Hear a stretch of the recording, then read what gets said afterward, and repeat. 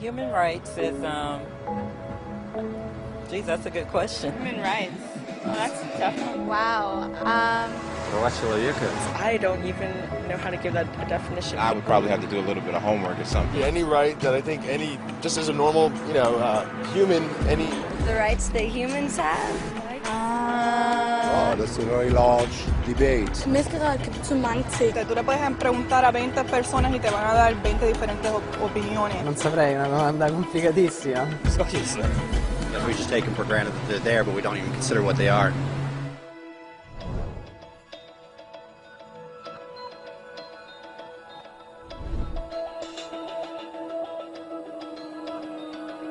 Human rights are the rights you have simply because you're human. It's how you instinctively expect and deserve to be treated as a person, like the right to live freely, to speak your mind, and to be treated as an equal. There are many kinds of rights. Most apply to a certain group. But human rights are the only ones that apply to absolutely everyone, everywhere. That means kids, old people, poor people, basketball players, garbage men, rappers, teachers, Africans, Indians, Albanians, Christians, Muslims, Kabbalists, atheists, your mom, your dad, your next door neighbor, and you all have the exact same human rights. In other words, they're universal. But the question remains, what are they? Name the human rights? What the human rights are? the right to live. Equality between all peoples. Right to religion, the right to... Is there supposed to be a list somewhere I should be aware of? According to the United Nations, there are a total of 30 human rights, which are usually lumped together and called simply human rights. They're all listed out in the Universal Declaration of Human Rights, which is the world's most widely accepted document on the subject. But it was a long time in coming.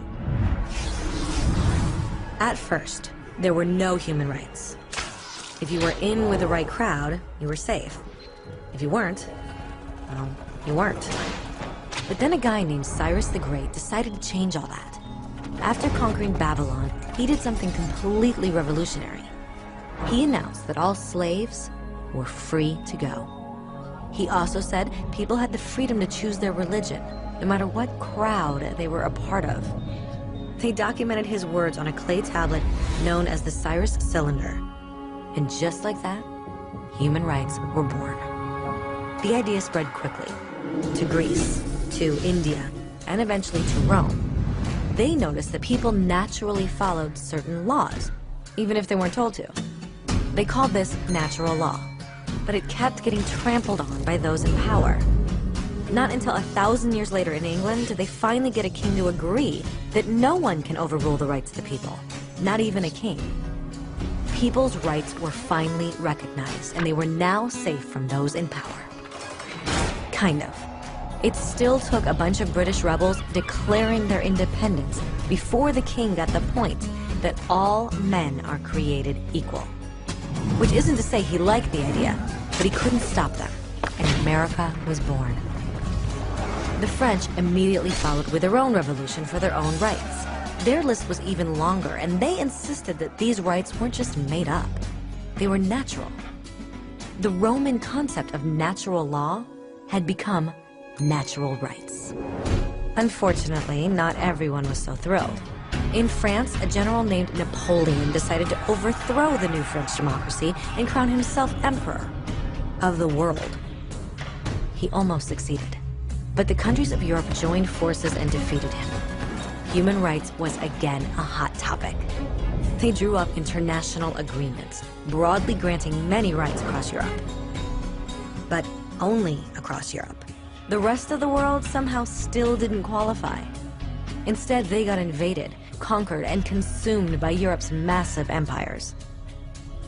But then a young lawyer from India decided enough was enough. His name was Mahatma Gandhi, and in the face of violence, he insisted that all people of Earth had rights, not just in Europe. Eventually, even Europeans started to agree. But it wasn't going to be that easy. 2 world wars erupted. Hitler exterminated half the Jewish population of Earth in horrifying Nazi death camps.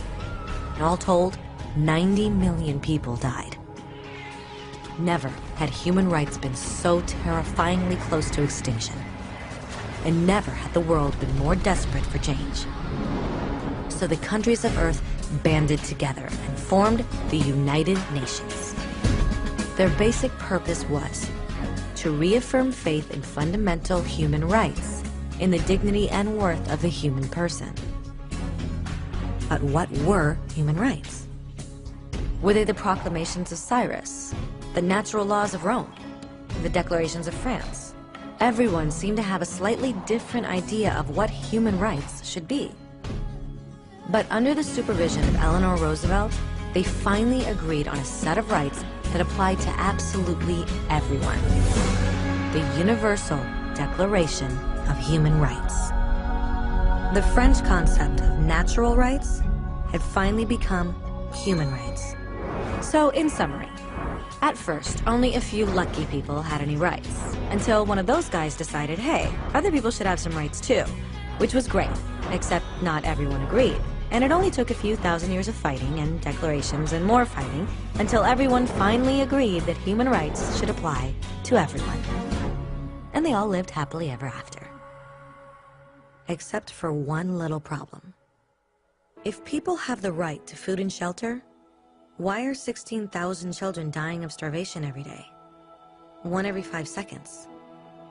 If people have freedom of speech, why are thousands in prison for speaking their minds? If people have the right to education, why are over 1 billion adults unable to read? If slavery has truly been abolished, why are 27 million people still enslaved today? More than twice as many as in 1800. The fact is, when it was signed, the Universal Declaration of Human Rights did not have the force of law. It was optional. And despite many more documents, conventions, treaties, and laws, it's still little more than words on a page. So the question is, who will make those words a reality? I have a dream today. When Dr. King marched for racial equality, he was marching for rights that had been guaranteed by the United Nations for almost 2 decades. But still, he marched. When Nelson Mandela stood up for social justice in the 1990s, his country had already agreed to abolish such discrimination for almost 40 years. But still, he fought. Those who fight today against torture, poverty, and discrimination are not giants or superheroes. They're people. Kids, mothers, fathers, teachers. Free-thinking individuals who refuse to be silent. Who realize that human rights are not a history lesson. They're not words on a page. They're not speeches or commercials or PR campaigns. They are the choices we make every day as human beings. They are the responsibility we all share to respect each other, to help each other, and to protect those in need.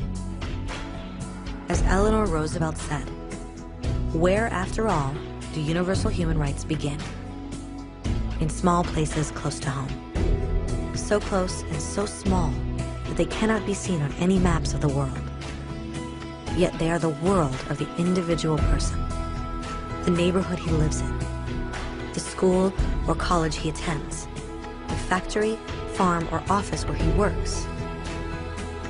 Such are the places where every man, woman, and child seeks equal justice, equal opportunity, equal dignity without discrimination. Unless these rights have meaning there, they have little meaning anywhere.